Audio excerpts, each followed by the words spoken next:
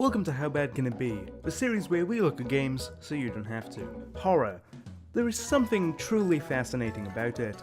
Ever since I was a child watching movies that I probably shouldn't have, I have loved the genre and consider it to be one of my favourites. It was a major part of my growth, investing me into filmmaking and sending me down a path which has helped lead me here today. There is an argument when it comes to horror cinema though, the "they don't make it like they used to" mentality, with classic horror movies often being seen as far superior to any modern day creations. So this got me thinking, if old school movies are considered better, well what about old school video games? Well today we're putting this theory to the test. Sort of. No, today we're looking at a game that turns back time to the days of old. We're going full 80s today, and I personally couldn't be more excited. So grab your man JC and light your favourite incense, because today we're looking at a game called Faith. Faith was brought to the world by Airdorf on October 4th, 2017. The game is an 8-bit top-down horror adventure game designed and based off the Atari-era of video games. The game approximately lasts an hour long per playthrough, and was released on itch.io and GameJolt, both of which are found in the description. I cannot urge you enough to go support this team after the video, of course. We will discuss and break down the game further, but with the game only being $1 and the experience being about an hour long, it's an experience to have regardless. The story of Faith takes place in September 1987. This is important to know. 80s America was amongst the Satanic Panic, an era of time where the country was extremely paranoid about occult practices like devil worship and witchcraft. You, as the protagonist of the story, are visiting the Martin family home in rural Connecticut. Just a year earlier, this nice-sounding property was home to a demonic possession case, however, which totally kills any resale value. Two priests entered this family home to conduct an exorcism, though, and it is said that only 2 people left the house by the end of it. By the sounds of it, you play as one of them, and if I were to place any bets, I'd say our demon friend is number 2. A very simple concept, very reminiscent of movies like The Exorcist, especially with the 2 priests. In fact, your character is specifically described as a young priest, which leads me to believe that our presumably dead friend is/was the old one. There is more to this story than I've just covered, but I'm not really going to go into it properly during this video, so anyone who wishes to play the game can enjoy the experience of putting it all together. I will touch upon how you can put it all together, accessing all these tidbits of story, a little bit later on, but until then, let's jump into the presentation. I absolutely love the presentation of this game. All of it. There's just something which I always find so fascinating about games that take the old school approach to their overall design. I always find that games like this in the contemporary market have a lot more love and dedication put into them, and a better product is created because of it. Horror, I think, is one of those genres that work just as well in this minimalist retro style. You're given just enough information to grasp at what's going on around you, but not enough to have the picture painted for you. Instead, you're left to your own imagination, your mind filling in the blanks for you, and with the prerequisite of Faith being a horror game, it creates a much tenser experience for the player, sucking them in to focus on every little aspect of the screen. This is something I believe Airdorf planned, stating on the itch.io page for Faith that the 80s were a scary place and weren't all pink and blue neon. And I mean, who on earth would ever try to invoke an 80s style by being so basic to use pink and blue neon? What a ridiculous thought. Get some creativity for God's sake. Be unique, I mean, come on. Jeez.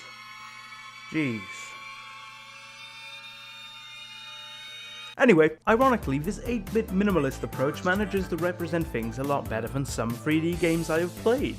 The trees look like trees, and the sprites for buildings and scenery are actually very nice, and stand out to make a very visually interesting experience for the player. One of the most visually stunning elements of this game to watch is the cutscenes. They are beautiful. Watching the fluid movements of this pixel art, especially the scenes shown on the screen, it is fantastic. The use of solid monotone colours for everything creates a very vivid image. Everything that needs to stand out stands out. Even the audio design in this game is fantastic. The 8-bit soundtrack to this game is truly wonderful. Especially effective is the rendition of Beethoven's Moonlight Sonata, which plays while you walk around the initial forest setting. Moonlight Sonata is a piece from the beginning of the 1800s and is a very somber track. The slow, drawn-out tones of Beethoven's masterpiece, reproduced with that somewhat unsettling ring that chiptune tracks provide, create such an effective sense of dread.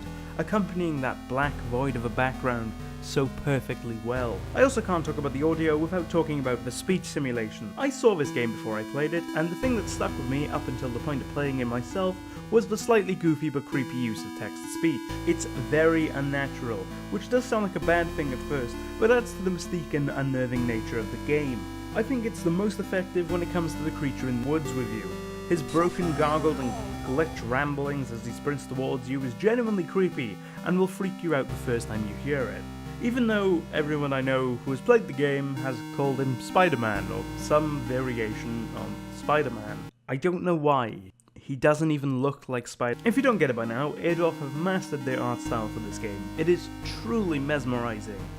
Is the gameplay as good as the presentation though? Let's find out, shall we? The first thing I noticed when playing this game is that it runs at a solid 15 frames per second. I don't know if this is deliberate or not. If you do know the answer, I would love to hear about it, comment down below. I'm guessing it was though. I'm not the most familiar with these types of games, being born in the late 90s, but I am aware that they aren't the slickest running products of all time due to the technological limitations of the industry. I also want to make this very clear.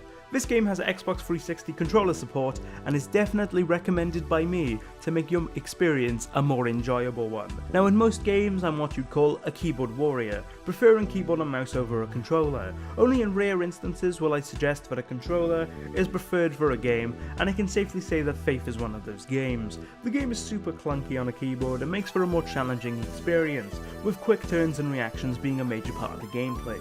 If you want the immersion of playing one of these old school games, then I say go for the keyboard. Grab a mechanical one and click-clack away like you would have way back then. I, as a person who just wants to have a fun experience playing a horror game though, will stick to the controller. Faith's gameplay can easily be separated into segments, each one being defined by their slightly different attributes in gameplay. The first segment is the forest leading up to the house. Set to the previously mentioned Moonlight Sonata, you must put your way through the maze of the sprawling woods until you find everything you need to enter the house. While doing this, you'll be attacked on a near constant basis by this glitchy white demon thing. He will run at you from a random part of the screen at a random time with what seems to be an increasing amount of speed. To avoid death, you must turn to the direction he's running from and hold up your crucifix to ward him off. A very tense moment, the sudden requirement to turn and tell this thing to back off is a good way to keep the player on their toes for the rest of their game. After you're able to get into the house, the atmosphere completely changes. The music stops completely. Now you're exploring the Martin residence, making your way through the rooms until you come across this demon-possessed little girl. Then you enter the second half of the stage. During this, our demon friend has come out to play, and play hard. Invisibly, they stalk their way towards you before appearing and trying to kill you. You have to ward them off in the same way, but working out how this demon works can be tricky and may take a few attempts. Stage 3 is what I call the boss fight stage. This boss fight is tough. This isn't an understatement either. In fact, as of writing this review, I still haven't beaten it. I've tried and I just can't do it yet. Difficulty isn't a bad thing, and I am going to beat this game eventually, don't you worry. Don't let the supposed difficulty put you off either. I actually liked being challenged, though as a gamer who isn't the most skilled, it came off as a bit of an issue. After you defeat the boss, you are presented with the end sequence to the game. Now, being someone who was exposed to this game pre-playthrough, I know the endings already. Bit of a shame, and I wish I didn't, but that's on me. For that reason though, I'm not going to explain or show them here, partially because I haven't beaten the boss, partially because I want you to go play this for yourself. Finally, one aspect of gameplay I wish to touch upon before we wrap this up is the hidden story elements. Around the map there are several locations that you can approach and purify with your crucifix. Doing so will release a spirit and provide you with a note. This note will then give you some extra information about the story, allowing you to piece together what was really going on 1 year prior. And that's Faith. A simple yet effective horror game that knows what it wants to do and does it exceedingly well. I've loved my time researching this and playing it, difficulty be damned. I praise Airdorf for not just making the same copy-paste bullshit horror game you see 50,000 times on Steam with no creative integrity. They clearly had a set objective to stand out when making Faith, and they have done so in the best possible way, creating a unique experience which, ironically, despite being designed to look like an old Atari game, will last the test of time and age well. I guess that leaves me with one question though.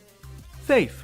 How bad can it be? I'm giving Faith a 9 out of 10. This game is honestly fantastic. A short horror experience which will give you a blast from the past and fulfill that 80s nostalgia kick you need, even if you weren't born at the time. For me, the only thing holding this game back is the difficulty spike when you hit the boss fight. I found the game leading up to it to be pretty simple and enjoyable, an injection of spooky that I couldn't help but adore. When the boss fight hits you though, it becomes a little frustrating and makes you realise that not everything from the past should be brought back for modern audiences. Also, on an unrelated note, I still love that old school voice emulation. It's so goofy sounding, I mean, it's not like anybody ever talked like that.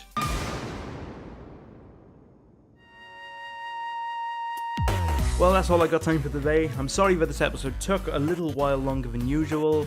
I've been messing around with uni work a lot. It's been kind of taking over my life at the moment. There's a lot going on. And I really just haven't had the time to make these episodes as much as I'd like to. If you've played this game, let me know in the comment section down below.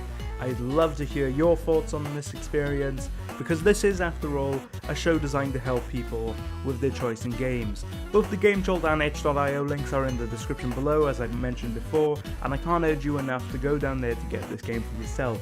You can get the Deluxe edition for just $1, and that comes with the soundtrack, including that awesome version of Moonlight Sonata. This dev team deserves the funding to continue, because really I just want to see what they're capable of doing next. A big shout out goes to Dragon Myth, by the way, who suggested I cover this game after recording his own playthrough of it. I already knew about the game, but I needed one to cover, and he said why not Faith? He's currently doing a playthrough of the game over on his channel, so go check that out, but definitely play it yourself beforehand. I cannot urge that enough.